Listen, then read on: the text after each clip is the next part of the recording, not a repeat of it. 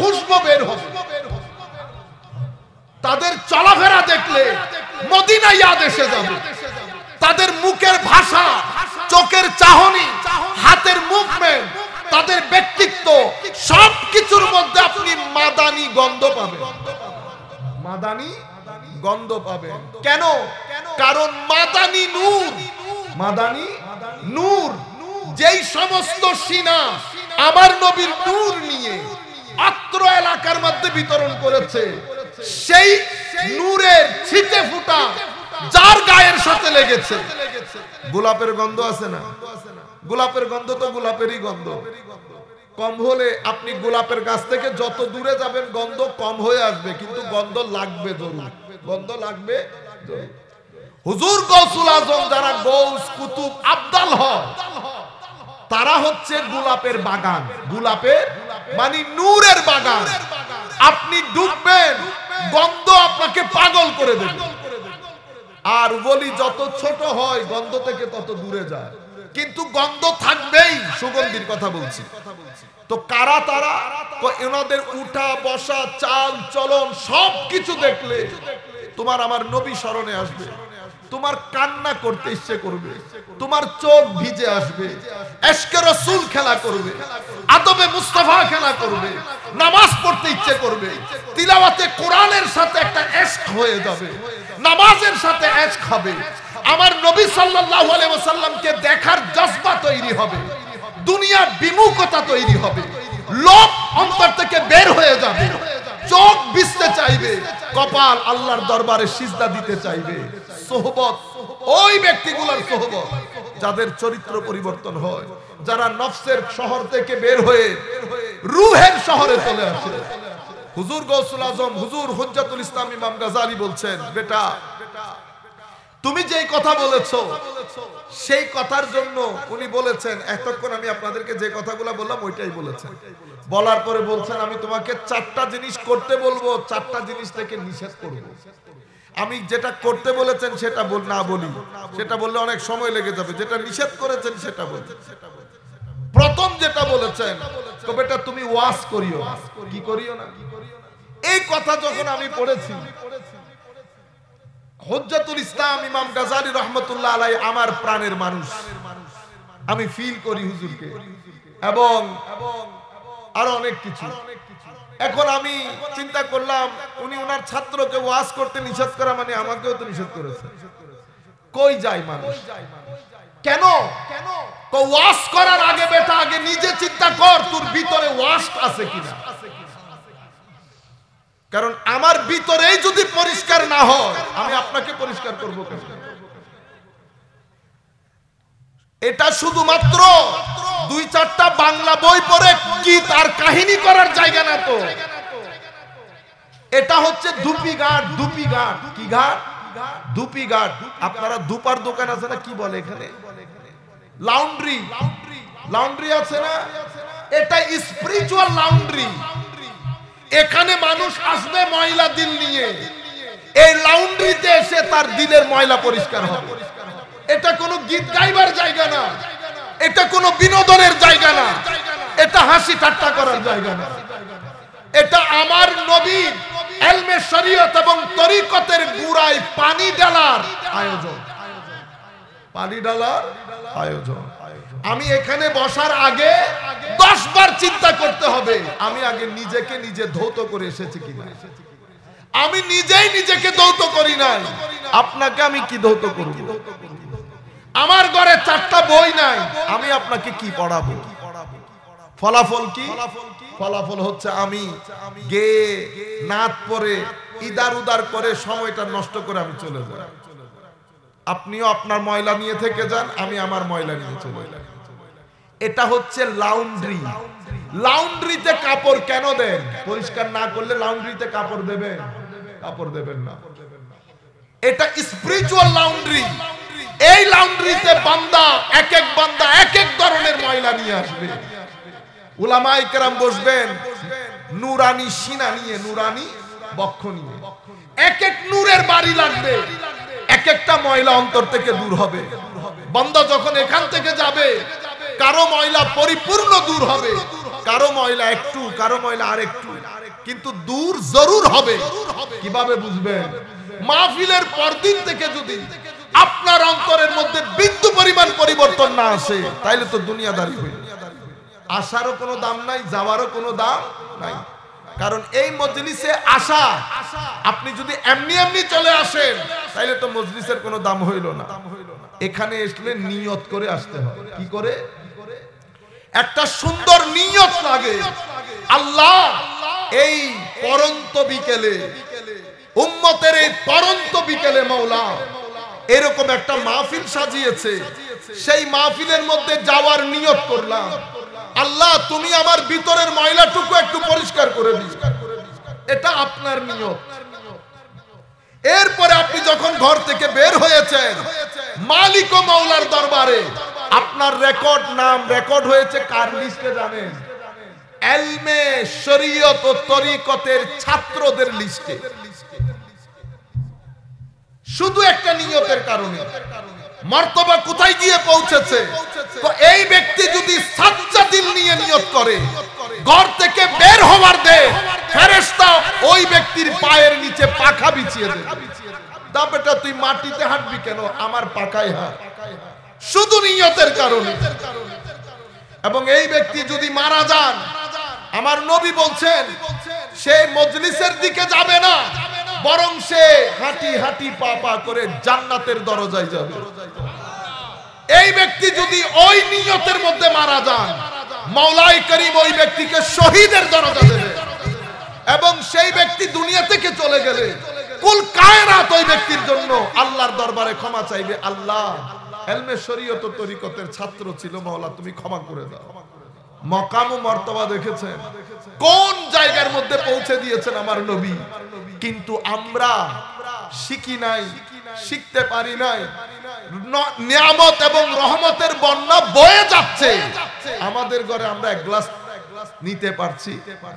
লাখো মানুষ মেজবানির মধ্যে খাওয়া দাওয়া গ্রহণ করছে, অথচ আমাদের ভাত নাই। নিশ্চয়ই আমরা বঞ্চিত হয়ে গেছি। আমরা, আমাদের চট্টগ্রামের ভাষায় কথা আছে, যার জন্য যার নাই, যার মেজবানে নাই তার কোনো কালে, মানে আমি যদি মেজবানেই খেতে না পারি তাইলে তো আমি বঞ্চিত, আমি বঞ্চিত। আমি আপনাদেরকে বলছি এটা আপনাদের নিয়ত। আপনি যখন এই নিয়ত করে মজলিসে বসেছেন, ঘর থেকে বের হবার দে আপনি একবার করেছেন নিয়ত, আপনার জিকির আরশে আজিমের খুদা আরশের মধ্যে শুরু করে দিয়েছে। আপনি আল্লাহকে স্মরণ করেছেন একবার, আমার আল্লাহ আপনার স্মরণ শুরু করে দিয়েছে ফেরেশতাদের মজলিসের মধ্যে।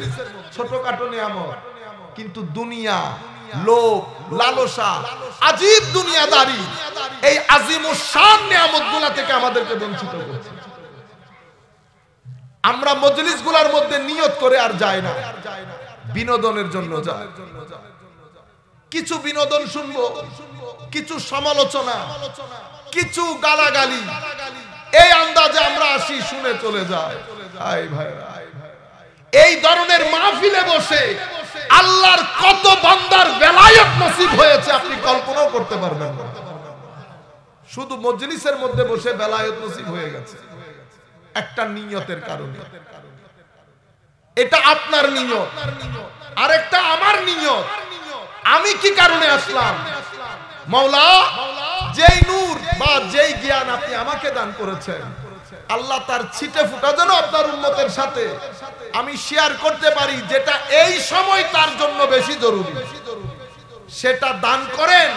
সেটা উম্মতের সাথে উম্মতকে প্রচার এবং প্রসার করার ভরপুর তৌফিক দান করেন মাওলা। এটা আমার নিয়ত। বুঝতে পেরেছেন? দুই নিয়ত যখন একসাথে হয়, শোনাই সোহাগা হয়, তখন চোখে চোখেও কথা হয়, চোখে চোখে কথা হয়। আপনারা বুঝতে পেরেছেন? কিন্তু পরন্ত বিকেলে এমন ভাবে মরে গেছি আমরা।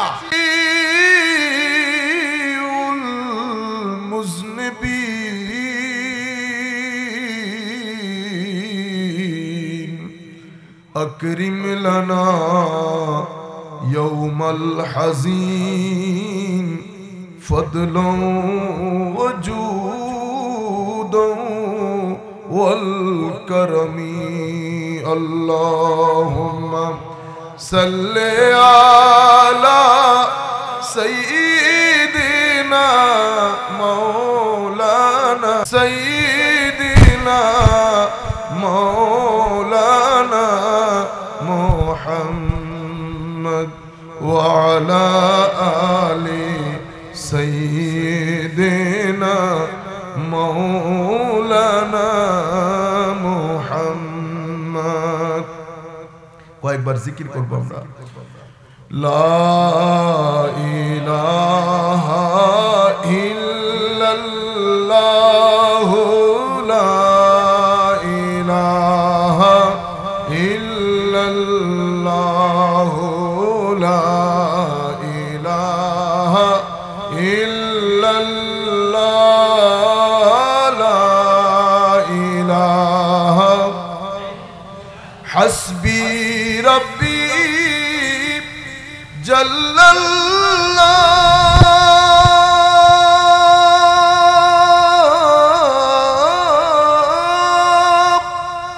মা ফি কলবি গায়রুল্লাহ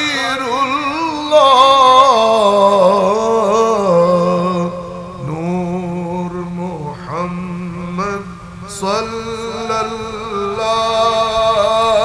লা ইলাহা ইল্লাল্লাহ লা ইলাহা ইল্লাল্লাহ লা ইল্লাল্লাহ ইয়া রহমানু ইয়া আল্লাহ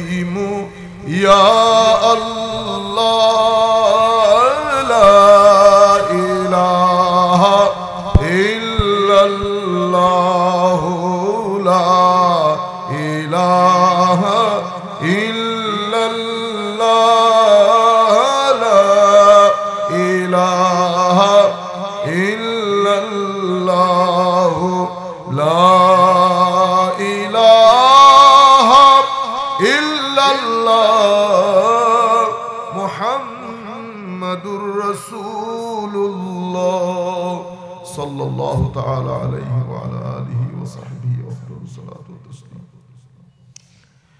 Bismillahir rahmanir rahim. Qad aflahal mu'minuna alladhina hum fi salatihim khashi'un والذين هم عن اللغو معرضون والذين هم للزكاة فاعلون صدق الله مولانا العظيم وصدق رسوله النبي الحبيب الكريم ونحن على ذلك لمن الشاهدين والشاكرين رب صل وسلم وبارك عليه. উপস্থিত টিয়ারা পশ্চিমপাড়া হিলফুল ফুজুল ইসলামী সুন্নি যুব সংগঠনের উদ্যোগে আয়োজিত আজকের এই কবরবাসীদের আত্মার মাগফিরাত কামনার্থে আয়োজিত আজকের ঈদ মিলাদুন নবী মাহফিলের সম্মানিত সভাপতি জনাব মোহাম্মদ হাজী ফুদমিয়া সাহেব, আজকের এই অনুষ্ঠানের সম্মানিত পীর সাহেব পীর কামিল হযরত মাওলানা মোহাম্মদ ইলিয়াস সাহেব, যিনি কুতুবিয়া দরবার শরীফের সম্মানিত গদ্দিনশীন, হযরত মাওলানা নুরুল ইসলাম সাহেব, যিনি দৌলতপুর কাসিমুল উলুম আলিম মাদ্রাসার সম্মানিত প্রিন্সিপাল, আজকের অনুষ্ঠানের সম্মানিত প্রধান আলোচক আল্লামা আলহাজ মুফতি এম এ শহীদুল্লাহ জিহাদি সাহেব, যিনি পীর সাহেব নূরে মদিনা দরবার শরীফ, এবং হযরত মাওলানা মোহাম্মদ মুশাররফ হোসেন জালালি সাহেব কিবলা স্টেজে উপবিষ্ট। আমাদের হুজুরের নাম এই এখন যেটা বলেছি ওটা আচ্ছা মাশাআল্লাহ মাশাআল্লাহ মাশাআল্লাহ আমি জানতাম না পীরে কামেল আলহাজ হযরত মাওলানা মোহাম্মদ ইলিয়াস সাহেব কিবলা মুদ্দাজিলুল আলী হাফিজাহুল্লাহ যিনি কুতুবিয়া দরবার শরীফের সম্মানিত পীর সাহেব স্টেজে উপবিষ্ট গণ্যমান্য উলামায়ে কেরাম সকলের নাম তো আমি জানি না সময় অনেক হয়ে গেছে প্রায় 6 ঘন্টা 7 ঘন্টার বেশি লেগেছে আমরা এখানে আসতে আমরা সকলের কাছে ক্ষমা চেয়ে নিচ্ছি স্টেজে যারা আছেন সম্মানিত শ্রোতা মণ্ডলী আমরা সকলের প্রতি সশ্রদ্ধ সালাম রাখছি আসসালামু আলাইকুম ওয়া রাহমাতুল্লাহি তাআলা ওয়া বারাকাতুহু নরমালি আমরা 10টার পর থেকে 12টার পর আমাদের 12টার পর আমরা বক্তব্য রাখি না 12টার পর ঘুমের সময় 12টার পর ওয়াজ করলে মানুষ ঘুমাইতে পারবে না কিন্তু আমরা এখানে আসতে অনেক লেট হয়ে গেছে আর অনেক একেবারে রাস্তাঘাট অনেক খারাপ যাই হোক আমরা পবিত্র কোরআন থেকে 3টা আয়াতে পাক কিন্তু আমরা পুরো আয়াতটা একটু নেব এখান থেকে আমরা আমাদের চরিত্র উন্নয়ন হয় কিছু জিনিস এমন শিখব যেটার মাধ্যমে আমার চারিত্রিক উন্নতি হবে চারিত্রিক উন্নতি কেন দরকার চারিত্রিক উন্নতি দরকার দুই কারণে চারিত্রিক উন্নতি ছাড়া দুনিয়াতে সম্মান পাওয়া যায় না কবরে মুক্তি পাওয়া যায় না সবচেয়ে বড় বিষয় হচ্ছে চারিত্রিক উন্নতি ছাড়া হাসর আমার নবীর সাথে হয় না এখন বাকি সব বাদ দিলাম দুনিয়াও বাদ দিলাম কবরও বাদ দিলাম লাখো কোটি মানুষের ভিড়ে হাসরটা যদি আমার নবীর ত্রিসীমানার মধ্যে না হয় তো জিন্দেগির কোনো লাভ নাই আমার নবী সাল্লাল্লাহু আলাইহি ওয়াসাল্লাম বলেছেন চরিত্র এত মহান জিনিস তোমরা যদি চাও কিয়ামতের ময়দানে আমার আশেপাশে থাকবে আমার নিকটে থাকবে তো তোমরা তোমাদের চরিত্র সুন্দর করো তোমরা যদি চাও কিয়ামতের ময়দানে মিজানের পাল্লায় তোমাদের আমলনামা ভারী হোক তো আসকাল বলেছেন আমার নবী সবচেয়ে ভারী জিনিস মিজানের পাল্লায় কি জিনিস তোমার সৎ চরিত্র তোমার সুন্দর চরিত্র আমার নবী সাল্লাল্লাহু আলাইহি ওয়াসাল্লাম বলেছেন এটা এমন একটা নিয়ামত এটার মাধ্যমে বান্দা এত উঁচু মাকামে যেতে পারে যেই মাকামে যাওয়ার জন্য একজন ব্যক্তিকে পুরা জিন্দেগি দিনে রোজা রাখতে হয় রাতে তাহাজ্জুদ করতে হয় শুধু সৎ চরিত্রের গুণে বান্দা এত দূর চলে যেতে পারে সৎ চরিত্রকে আমার নবী এত উপরে স্থান দিয়েছেন যেই কারণে সমস্ত ওলি বুজুর্গ সুফিয়ায়ে কেরাম তারা যখন তাসাব্বুফ এবং তরিকতের সংজ্ঞা দিয়েছেন তারা বলেছেন তোমরা যদি তরিকত তাসাব্বুফ বুঝতে চাও এটা কি জিনিস তো বুঝে নাও তরিকত এবং তাসাব্বুফ সৎ চরিত্রের নাম যেই ব্যক্তির মধ্যে চরিত্র বেশি সুন্দর সেই ব্যক্তি সবচেয়ে বড় সুফি সবচেয়ে বড় এখানে বুজুর্গি দেখানোর কোনো সুযোগ নাই হুজুর গৌসুল আজম আব্দুল কাদের জিলানী রাদিয়াল্লাহু তাআলা আনহু বলেছেন যে তুমি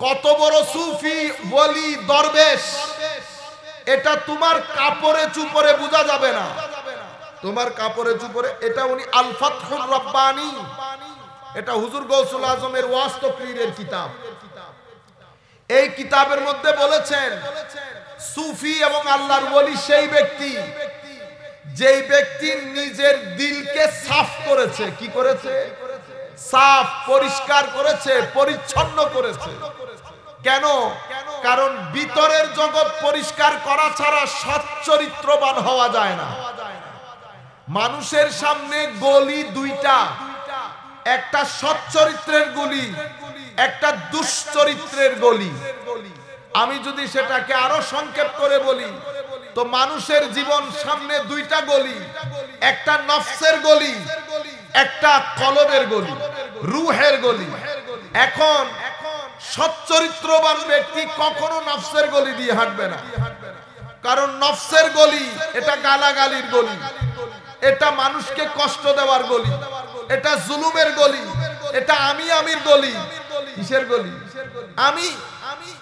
আমরা নিজেকে যখন পরিচয় দেই অনেক কিছু পরিচয় দেই না আপনারা যখন আমাদেরকে ফোন করেন কত কথা বলেন না, হুজুর আমি অমুক জেলার অমুক থানার অমুক। এই যে আপনি আমি করছেন, কেন করছেন? কারণ আপনি এখনো নফসের গলি থেকে গোলাপের গলিতে আসতে পারেন নাই। যারা নফসের গলি থেকে এই গলিতে চলে আসে তারা প্রথমে নিজেকে ঢেকে রাখে, তারা কখনো বলবে না চিনেন আমি কে, এই কথা তাদের মুখ দিয়ে বের হবে। তো হুজুর গৌসুল আজম বলেছেন আসল ওলি তরিকতের মানুষ তারা যারা নিজের এটাকে পরিষ্কার করেছে। আর এই পরিষ্কার হুজুর কেমনে হয়? এটা হাতের মধ্যে তসবিহ জড়াই রাখলে হয় না। এটা হুজুর গৌসুল আজম এভাবে বলেছে, এটা তসবিহ ধরে তসবিহ নিয়ে হাঁটার মাধ্যমে এটা পরিষ্কার হয় না, কাপড়ে চুপড়ের মাধ্যমে পরিষ্কার হয় না। বড় বড় রুহানি ওয়াজ যেটা আমি করতেছি এটা উনি আমার জন্য বলেছেন, এটাকে উনি নাম দিয়েছেন কলকলাতুল লিসান। কি বলেছে? কলকলাতুল লিসান। তো বড় বড় সুফিয়ায়ে কেরামের রং বর্ণনা করে মানুষের মধ্যে সুফি সাজার মাধ্যমেও এটা পরিষ্কার হয় না। আমি যখন এটা পড়তেছিলাম আমার মনে হচ্ছে উনি আমাকে দেখে দেখে বলছেন, উনি আমাকে দেখে দেখে বলছেন। আমরা মাহফিলের মধ্যে সুফিয়ানা পরিবেশ সৃষ্টি করি, আল্লাহর ওলিদের সম্মান বর্ণনা করি। আল্লাহ পাক জানেন, আল্লাহ পাক জানেন আল্লাহ কোন জায়গার মধ্যে নাম লিখিয়েছেন। এই বক্তব্য দেওয়া এটা অনেক কঠিন কাজ, এটা অনেক কঠিন কাজ। এটা আমরা সহজ করে ফেলেছি কারণ আমরা কেউ ওই নফসের জমিন থেকে বের হতে পারছি না। যখন জামানা ছিল উলামায়ে কেরাম কলবের শহরে থাকতেন তখন ওয়াজ কম ছিল, তখন খাস খাস লোক হুজুর আছে বসা, হুজুরকে জিজ্ঞেস করেন কারা ওয়াজ করতে হবে। এই জমানার মধ্যে আমাদের মতো লোক লাইনে চলে আসছে কারণ আমরা ওই নফসের গ্রামে বসবাস করি, সেই কারণে। নতুবা এটা অনেক বড় জিম্মাদারি। আপনি নিজে এমন কিছু বলা উচিত না যেটা আপনি নিজে করেন। আমি আল্লাহর দরবারে বলছি মাওলা ওই আয়াত আমার চোখে পড়েছে, লিমা তাকুলুনা মা লা তাফআলুন কাবুরা মাকতান আন তাকুলু মা লা তাফআলুন। আমি জানি মাওলা, তবুও আমি করি না এমন কিছু কথা মানুষকে বলি, দুই তিনজন যদি হেদায়েত হয় মাওলা আমার তো ক্ষতি নাই, আমার ক্ষতি নাই। আমি আমল করি না, চেরাগের নিচে অন্ধকার, চেরাগের নিচে, কিন্তু এই চেরাগ দেখে যদি ৫-৬ জন পার পেয়ে যায় তাদের উসিলা হলো তো পার পেয়ে যাবে। এই জন্য সাহস করে আসা, নতুবা এটা অনেক কঠিন কাজ। হুজুর ইমাম গাজালি রাহমাতুল্লাহি আলাইহি হুজ্জাতুল ইসলাম আবু হামিদ গাজালি আমার নবীর উম্মতে যেই সমস্ত আলেম যাদের উপর দ্বীন শরীয়ত আপনি মনে করতে পারেন ডিপেন্ড করে, এমন কয়েকজন আলেমের মধ্যে একজনের নাম ইমাম গাজালি, হুজ্জাতুল ইসলাম বলা হয়। এই ইমাম গাজালিকে ওনার ছাত্র একটা চিঠি লিখেছেন, সেই চিঠির জবাবে, এখন ইমাম গাজালির ছাত্র কি আমার মতো ছিল? ও ভাই উনিও তো মিনি গাজালি ছিল। কি গাজালি? মিনি গাজালি। সেই যুগের আলেম। তখন হুজুর ইমাম গাজালি একটা চিঠি লিখেছেন, চিঠির নাম হচ্ছে আইয়ুহাল ওয়ালাদ, হে প্রিয় বৎস, ও আমার সন্তান ছেলে। এটা দিয়ে উনি একটা চিঠি লিখেছেন। ছাত্র জানতে চেয়েছেন হুজুর এত এলম কালাম শিখলাম, এত এলম কালাম শিখলাম, তবুও যেই নফসের গ্রাম, সেই নফসের গ্রাম থেকে তো বের হতে পারছি না। কারণ নফসের গ্রাম থেকে মানুষ যখন বের হয়ে যায় তখন আপনি ইজিলি বুঝবেন এই ব্যক্তি নফসের গ্রামে থাকে না, রুহের গ্রামে থাকে। কেমনে বুঝবেন? সেই ব্যক্তির চরিত্রের মধ্যে আমূল পরিবর্তন হয়ে যাবে। সেই ব্যক্তির মাধ্যমে অহংকার তো দূরের কথা, মিথ্যা তার জবান দিয়ে বের হবে না, তার ভিতরে অশ্লীলতা থাকবে না, লোভ থাকবে না। মানুষকে টাকা দিয়ে ওজন করা, বড় লোক দেখলে, সওদাগর দেখলে আমাদের হুঁশ থাকে না, হুঁশ। সেই ব্যক্তি কখনো বেগাইরত হবে না, দুনিয়া বিমুখ হবে, তাকওয়া পরহেজগারি থাকবে, ভদ্রতা থাকবে, নির্লোভ হবে, বেনিয়াজ হবে। মসজিদের মধ্যে উঁচু আওয়াজে কথা বলা, ফিতনা করা তো দূরের কথা। এই ব্যক্তি মসজিদে ঢোকার পর থেকে তার ভিতরে একটা হায়ার বর্ষণ তার উপরে হবে। সে শুধু মসজিদের পাশে চলে যাবে। সে তখন আল্লাহর নৈকট্যকে আরো বেশি ফিল করবে। সে চিন্তা করবে আমার আল্লাহ রাজি আছে তো, আল্লাহ রাজি আছে তো। এই যে বিতর্গত যে কানেকশন, কখনো কখনো তাকে আনন্দের সাগরে ভাসাবে, কখনো কখনো তাকে ভয়ের সাগরে ফেলে দেবে। কখনো সে মনে করবে আল্লাহ নারাজ হয়ে যাচ্ছে, কখনো সে আল্লাহর নৈকট্য পেয়ে তার ঈদের দিন হবে। কিসের দিন? ঈদের দিন। বাইরের কেউ কিন্তু জানে না, বাইরের কেউ জানে না, এটা ভিতরে ভিতরে হয়ে যাচ্ছে। এই মাকাম আল্লাহ আল্লাহর বন্ধুদেরকে দান করেন। সেই জন্য আপনি তাদেরকে খুশি করাতে হয় না। তাদের ভিতরের জগৎ কখনো তাদেরকে হাসায়, কখনো তাদেরকে কাঁদায়। আমরা যারা হাত তোলা উঠান আমার নাম দিয়ে, আমিন জোরে বলার নাম দিয়ে, আমরা যে মসজিদে ফিতনা করি, কারণ হচ্ছে আমরা নফসের গ্রামে বসবাস করার কারণে আমাদের রুহানি সম্পর্ক মালিক মৌলার সাথে নাই। যাদের রুহানি সম্পর্ক মালিক ও মৌলার সাথে থাকে, সবরের পাহাড় হয়, সবরের পাহাড় হয়, নির্লোভ হয়। আপনারা শব্দগুলা খেয়াল করবেন, নির্লোভ হয়, বেনেয়াজ কিসিমের হয়, কারো কাছ থেকে কোনো কিছু আশা করে না, অভদ্র হবে না, অনেক বেশি শালীন, শ্লীল, ভদ্র, নম্র, সহনশীল হবে। তাদের ব্যক্তিত্বের মধ্যে আমার নবীর খুশবু বের হবে। তাদের চলাফেরা দেখলে মদিনা ইয়াদ এসে যাবে। তাদের মুখের ভাষা, চোখের চাহনি, হাতের মুভমেন্ট, তাদের ব্যক্তিত্ব, সবকিছুর মধ্যে আপনি মাদানী গন্ধ পাবেন। মাদানী গন্ধ পাবেন। কেন? কারণ মাদানী নূর, মাদানী নূর। যেই সমস্ত সিনা আমার নবীর নূর নিয়ে অত্র এলাকার মধ্যে বিতরণ করেছে, সেই নূরের ছিটে ফুটা যার গায়ের সাথে লেগেছে, গোলাপের গন্ধ আছে না? গোলাপের গন্ধ তো গোলাপেরই গন্ধ। কম হলে আপনি গোলাপের গাছ থেকে যত দূরে যাবেন গন্ধ কম হয়ে আসবে, কিন্তু গন্ধ লাগবে জরুর, গন্ধ লাগবে জরুর। হুজুর গৌসুল আজম যারা গৌস কুতুব আবদাল হয়, তারা হচ্ছে গোলাপের বাগান। গোলাপের মানে নূরের বাগান। আপনি ডুববেন, গন্ধ আপনাকে পাগল করে দেবে। আর বলি যত ছোট হয় গন্ধ থেকে তত দূরে যায়, কিন্তু গন্ধ থাকবেই। সুগন্ধির কথা বলছি তো। কারা তারা? এনাদের উঠা বসা, চাল চলন সবকিছু দেখলে তোমার আমার নবী স্মরণে আসবে, তোমার কান্না করতে ইচ্ছে করবে, তোমার চোখ ভিজে আসবে, এশকে রাসূল খেলা করবে, আদবে মুস্তাফা খেলা করবে, নামাজ পড়তে ইচ্ছে করবে, তিলাওয়াতে কোরআনের সাথে একটা এশক হয়ে যাবে, নামাজের সাথে এশক হবে। আমার নবী সাল্লাল্লাহু আলাইহি ওয়াসাল্লামকে দেখার জজবা তৈরি হবে, দুনিয়া বিমুখতা তৈরি হবে, লোভ অন্তর থেকে বের হয়ে যাবে, চোখ ভিজতে চাইবে, কপাল আল্লাহর দরবারে সিজদা দিতে চাইবে। সোহবত, ওই ব্যক্তিগুলোর সোহবত যাদের চরিত্র পরিবর্তন হয়, যারা নফসের শহর থেকে বের হয়ে রূহের শহরে চলে আসে। হুজুর গৌসুল আজম, হুজুর হুজ্জাতুল ইসলাম ইমাম গাজালি বলছেন, বেটা তুমি যেই কথা বলেছো সেই কথার জন্য উনি বলেছেন, এতক্ষণ আমি আপনাদেরকে যে কথাগুলো বললাম ওইটাই বলেছেন। বলার পরে বলছেন আমি তোমাকে 4টা জিনিস করতে বলবো, 4টা জিনিস থেকে নিষেধ করব। আমি যেটা করতে বলেছেন সেটা না বলি, সেটা বললে অনেক সময় লেগে যাবে। যেটা নিষেধ করেছেন সেটা বলছেন। প্রথম যেটা বলেছেন, তো বেটা তুমি ওয়াজ করিও, কি করিও না। এই কথা যখন আমি পড়েছি, হুজ্জাতুল ইসলাম ইমাম গাজালি রহমতুল্লাহ আলাইহি আমার প্রাণের মানুষ, আমি ফিল করি হুজুরকে এবং আরো অনেক কিছু। এখন আমি চিন্তা করলাম উনি ওনার ছাত্রকে ওয়াজ করতে নিষেধ করা মানে আমাকেও তো নিষেধ করেছে। কই যায় মানুষ? কেন? তো ওয়াজ করার আগে বেটা আগে নিজে চিন্তা কর তোর ভিতরে ওয়াজ আছে কিনা।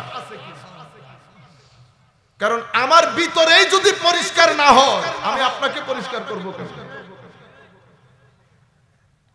এটা শুধুমাত্র 2-4টা বাংলা বই পড়ে গীত আর কাহিনী করার জায়গা না তো। এটা হচ্ছে ধুপি ঘাট। ধুপি ঘাট কি ঘাট? ধুপি ঘাট। আপনারা ধুপার দোকান আছে না, কি বলে এখানে? লাউন্ড্রি। লাউন্ড্রি আছে না, এটা স্পিরিচুয়াল লাউন্ড্রি। এখানে মানুষ আসবে ময়লা দিল নিয়ে, এই লাউন্ড্রিতে এসে তার দিলের ময়লা পরিষ্কার হবে। এটা কোনো গীত গাইবার জায়গা না, এটা কোনো বিনোদনের জায়গা না, এটা হাসি ঠাট্টা করার জায়গা না। এটা আমার নবীর ইলমে শরীয়ত এবং তরিকতের গুড়ায় পানি ঢালার আয়োজন, পানি ঢালার আয়োজন। আমি এখানে বসার আগে 10 বার চিন্তা করতে হবে আমি আগে নিজেকে নিজে ধৌত করে এসেছি কিনা। আমি নিজেই নিজেকে ধৌত করি নাই, আপনাকে আমি কি ধৌত করব? আমার ঘরে 4টা বই নাই, আমি আপনাকে কি পড়াবো? ফলাফল কি? ফলাফল হচ্ছে আমি গে নাত পরে ইদার উদার করে সময়টা নষ্ট করে আমি চলে যাই। আপনিও আপনার ময়লা নিয়ে থেকে যান, আমি আমার ময়লা নিয়ে চলে যাই। এটা হচ্ছে লাউন্ড্রি। লাউন্ড্রিতে কাপড় কেন দেন? পরিষ্কার না করলে লাউন্ড্রিতে কাপড় দেবেন? কাপড় দেবেন না। এটা স্পিরিচুয়াল লাউন্ড্রি। এই লাউন্ড্রিতে বান্দা এক এক ধরনের ময়লা নিয়ে আসবে। উলামায়ে কেরাম বসবেন নুরানি সিনা নিয়ে, নুরানি বক্ষ নিয়ে, এক এক নূরের বাড়ি লাগবে, এক একটা ময়লা অন্তর থেকে দূর হবে। বান্দা যখন এখান থেকে যাবে, কারো ময়লা পরিপূর্ণ দূর হবে, কারো ময়লা একটু, কারো ময়লা আরেকটু, কিন্তু দূর জরুর হবে। কিভাবে বুঝবেন? মাহফিলের পরদিন থেকে যদি আপনার অন্তরের মধ্যে বিন্দু পরিমাণ পরিবর্তন না আসে, তাইলে তো দুনিয়াদারি হইল। আসারও কোনো দাম নাই, যাওয়ারও কোনো দাম নাই। কারণ এই মজলিসে আসা, আপনি যদি এমনি এমনি চলে আসেন তাইলে তো মজলিসের কোনো দাম হইল না। এখানে আসলে নিয়ত করে আসতে হয়। কি করে? একটা সুন্দর নিয়ত লাগে। আল্লাহ এই পরন্ত বিকেলে, উম্মতের এই পরন্ত বিকেলে মাওলা এরকম একটা মাহফিল সাজিয়েছে, সেই মাহফিলের মধ্যে যাওয়ার নিয়ত করলাম। আল্লাহ তুমি আমার ভিতরের ময়লাটুকু একটু পরিষ্কার করে দিন, এটা আপনার নিয়ত। এরপরে আপনি যখন ঘর থেকে বের হয়েছেন, মালিক ও মাওলার দরবারে আপনার রেকর্ড, নাম রেকর্ড হয়েছে কার লিস্টে জানেন? ইলমে শরীয়ত ও তরিকতের ছাত্রদের লিস্টে। শুধু একটা নিয়তের কারণে মর্তবা কোথায় গিয়ে পৌঁছেছে? তো এই ব্যক্তি যদি সাচ্চা দিল নিয়ে নিয়ত করে, ঘর থেকে বের হওয়ার দে, ফেরেশতা ওই ব্যক্তির পায়ের নিচে পাখা বিছিয়ে দেবে। দা বেটা তুই মাটিতে হাঁটবি কেন, আমার পাখায় হাঁট, শুধু নিয়তের কারণে। এবং এই ব্যক্তি যদি মারা যান, আমার নবী বলছেন সে মজলিসের দিকে যাবে না, বরং সে হাঁটি হাঁটি পা পা করে জান্নাতের দরজায় যাবে। এই ব্যক্তি যদি ওই নিয়তের মধ্যে মারা যান, মাওলাই করিম ওই ব্যক্তিকে শহীদের দরজা দেবে। এবং সেই ব্যক্তি দুনিয়া থেকে চলে গেলে কুল কায়নাত ওই ব্যক্তির জন্য আল্লাহর দরবারে ক্ষমা চাইবে। আল্লাহ ইলমে শরীয়ত ও তরিকতের ছাত্র ছিল, মাওলা তুমি ক্ষমা করে দাও। মাকাম ও মর্তবা দেখেছেন কোন জায়গার মধ্যে পৌঁছে দিয়েছেন আমার নবী। কিন্তু আমরা শিখি নাই, শিখতে পারি নাই। নিয়ামত এবং রহমতের বন্যা বয়ে যাচ্ছে আমাদের ঘরে, আমরা এক গ্লাস নিতে পারছি। লাখো মানুষ মেজবানির মধ্যে খাওয়া দাওয়া গ্রহণ করছে, অথচ আমাদের ভাত নাই। নিশ্চয়ই আমরা বঞ্চিত হয়ে গেছি। আমরা আমাদের চট্টগ্রামের ভাষায় কথা আছে, যার জন্য যার নাই, যার মেজবানে নাই তার কোনো কালে, মানে আমি যদি মেজবানেই খেতে না পারি তাইলে তো আমি বঞ্চিত, আমি বঞ্চিত। আমি আপনাদেরকে বলছি এটা আপনাদের নিয়ত। আপনি যখন এই নিয়ত করে মজলিসে বসেছেন, ঘর থেকে বের হবার দে আপনি একবার করেছেন নিয়ত, আপনার জিকির আরশে আজিমের খুদা আরশের মধ্যে শুরু করে দিয়েছে। আপনি আল্লাহকে স্মরণ করেছেন একবার, আমার আল্লাহ আপনার স্মরণ শুরু করে দিয়েছে ফেরেশতাদের মজলিসের মধ্যে। ছোটখাটো নিয়ামত, কিন্তু দুনিয়া, লোভ, লালসা, আজীব দুনিয়াদারি এই আজিমুস শান নিয়ামতগুলো থেকে আমাদেরকে বঞ্চিত করছে। আমরা মজলিসগুলোর মধ্যে নিয়ত করে আর যাই না, বিনোদনের জন্য যায়। কিছু বিনোদন শুনবো, কিছু সমালোচনা, কিছু গালাগালি, এই আন্দাজে আমরা আসি, শুনে চলে যাই। আই ভাইরা, এই ধরনের মাহফিলে বসে আল্লাহর কত বান্দার বেলায়েত নসিব হয়েছে আপনি কল্পনাও করতে পারবেন না। শুধু মজলিসের মধ্যে বসে বেলায়েত নসিব হয়ে গেছে একটা নিয়তের কারণে। এটা আপনার নিয়ত, আরেকটা আমার নিয়ত। আমি কি কারণে আসলাম? মাওলা যেই নূর বা যেই জ্ঞান আপনি আমাকে দান করেছেন, আল্লাহ তার ছিটে ফুটা যেন আপনার উম্মতের সাথে আমি শেয়ার করতে পারি, যেটা এই সময় তার জন্য বেশি জরুরি, সেটা দান করেন। সেটা উম্মতের সাথে উম্মতকে প্রচার এবং প্রসার করার ভরপুর তৌফিক দান করেন মাওলা। এটা আমার নিয়ত। বুঝতে পেরেছেন? দুই নিয়ত যখন একসাথে হয়, শোনাই সোহাগা হয়, তখন চোখে চোখেও কথা হয়, চোখে চোখে কথা হয়। আপনারা বুঝতে পেরেছেন? কিন্তু পরন্ত বিকেলে এমন ভাবে মরে গেছি আমরা।